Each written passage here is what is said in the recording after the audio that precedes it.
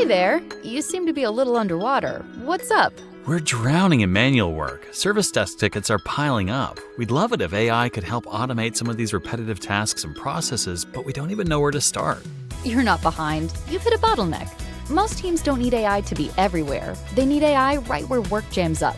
We already have platforms like CRM, ERP, and ITSM, but they're underused. Our data may not be high quality enough to fuel a new AI solution. Think of those platforms like a kitchen. You don't necessarily need all the ingredients, appliances, and utensils in the world to cook great meals. You might just need a chef who can teach you how to get to the outcomes you want using only the tools and ingredients that really make a difference. Sounds tasty, but what about risk? We build your solution like a well-curated 5-course meal, not fast food. We start with your data and risk reality, then prove value with focused pilots and scale what works.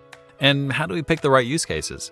That's where the CDW AI Readiness Workshop can help find bottlenecks, prioritize high-impact use cases, and define a clear roadmap from proof of concept to deployment. Can we start now?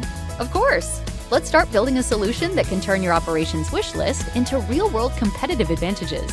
Amazing happens when your operational challenges are clearly mapped to AI solutions.